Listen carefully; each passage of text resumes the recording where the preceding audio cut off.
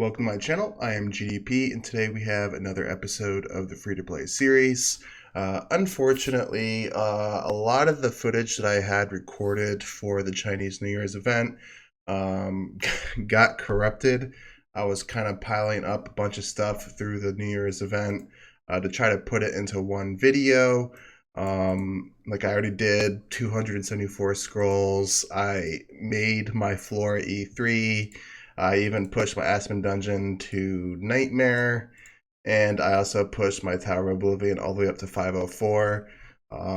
Unfortunately, I lost all the footage, so I don't really have any of that to show you guys, unfortunately. Don't have the footage of me making my Flora E3. But ever since me creating this video, it does look like both Barry Gaming and MK have built their heroes to E5. Barry won it, so super. No, not Barry won it. Sorry, MK won it. Right? MK won it. Won the challenge. I think it was like 49 days or something. Pretty fast E5. When I look back at it, if I would have picked up a 5-star Flora instead of a 5-star Heart Watcher in the, I think it was the Chinese New Year event.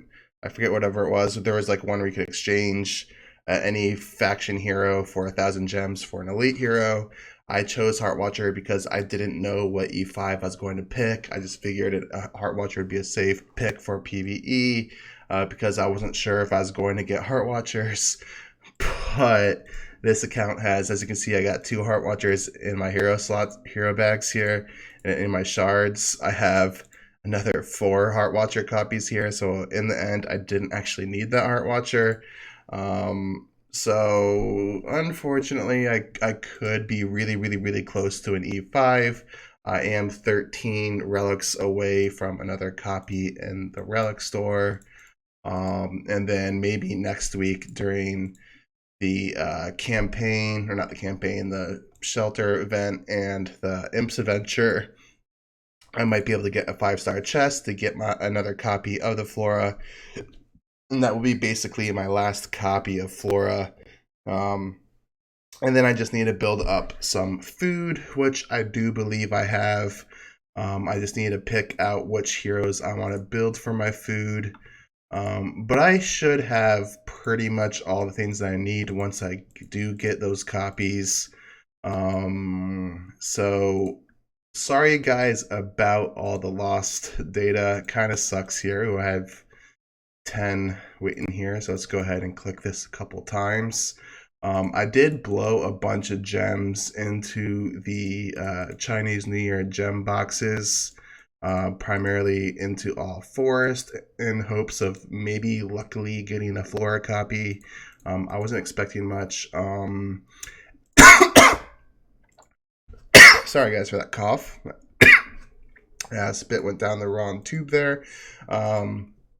But I do think that for a brand new account that needs food, it needs a specific faction food.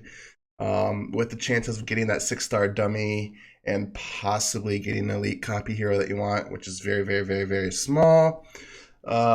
These are actually pretty good value for a brand new player. The event analysis that I brought out about 2 weeks ago or a week ago is more talking about mid to late game, end game players. I still don't think these are really that worth for end game. Unless you're going for a particular tier in the event here. But as a brand new account, the gems are worth going into these boxes if you need the food. So I have been dumping my gems into them. About, I think, 14,000 gems I've done so far into these. Nothing super special. I did get 2 puppets, I think. So I got 2 puppets out of that. So my gem value kind of shot up just because I got those 2 puppets. So I do think I got my gems worth because of those. But let's go ahead and see what we can do here. My pet is now up to level 132. I can level this up to 27 here. So I got 22 in HP, 27 in attack right now. I do have a 9-star mission in queue here. So if I don't get my hero copy by the time this is up, I can use that 9-star food, but hopefully I don't have to use that 9-star food. It'll be before then, but we'll see.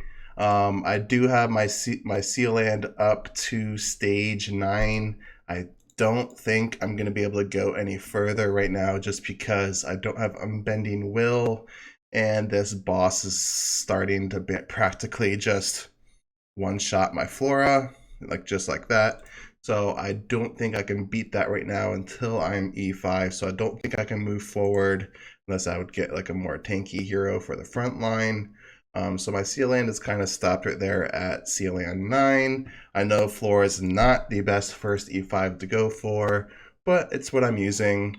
So we are going to be showing my raid boss here, or guild boss. So that is one content that I can show you guys. So that is one thing that I am going to be doing here. Let's go ahead. So this is Mickey's here. So we're gonna go ahead. I don't think we need both raws. I'm going to put, I think Mickey hits all heroes. I can't really remember. Let's go ahead and go with this. I completely forgot what Mickey's skills are. I think she hits multiple heroes with her active and maybe the front slot. Or okay, she hits the front line on her basic. Okay. But yeah, so I do a decent amount of damage in my PvE. So this should be actually pretty good here. I mean, I don't really feel bad for my guild though, because I don't know these people. There's not that many people in my guild, but I am pretty much killing these bosses super fast. Actually, the last 2 bosses I killed so fast that I think I killed them in like practically one hit. I don't think it's gonna happen for this one just because these Mickeys have a lot more health. But I was hitting for like 1 billion on the other bosses. So we'll go ahead and see what we are here. It does look like our damage is getting pretty high. Got Ryan 10 here. The front Mickey looks like she is about to die here soon. We probably will be killing that by the end of this attempt. So we'll probably just having 2 Mickeys after this. Looks like our Phoenix is not going on our Flora though. So that one Mickey did die. Our damage has severely ramped up. We're doing a lot of damage on our actives here. So this active, hopefully we get a Phoenix buff for this last active here. We do, so this should hurt. If it crits, none of them crit.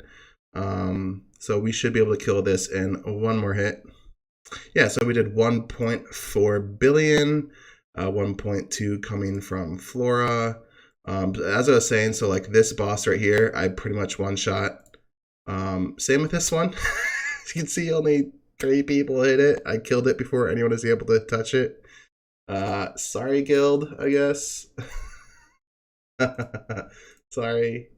But let's go ahead, finish off this boss, and then hit the next one here. We'll spend the gems on the next one here. We do have a faceless, so we'll see how that damage ends up. So this one's a lot lower. Okay. We're still doing quite a bit of damage here. I'm not going to spend the 80 gems for another hit, but I will be able to finish that soon. So I don't think I'm going to have any issues on the guild bosses until I see the Bades again and the Barias again. Those are the 2 guild bosses that will give me trouble. The Baria did take a long time for me to kill. But I am getting those first places on pretty much every single guild boss. So I do actually have a ridiculously high amount of, yeah, so I'm in first in pretty much every single boss. So I do have a lot of guild tech. I do have Max Ranger right now. I have a bunch in Warrior. Once I do get 2,000 gems, I think I am going to reset this and just dump it all into my ranger here. I'm gonna have to look up to see what the Seal Land bosses classes are. I completely forget what the forest ones are, so that'll depend on what DR I go into. But that is my plan. Sorry that all the data got corrupted and I don't have my scrolls to show you guys. I don't have me building my E3 flora. I don't even have me leveling up my stone for you guys to show. I did get an attack stone at C6. So yeah, a lot of unfortunate events here. I'm really sorry, guys. But that's an update. Hopefully next week will be E5, and I'll catch you guys in the next episode.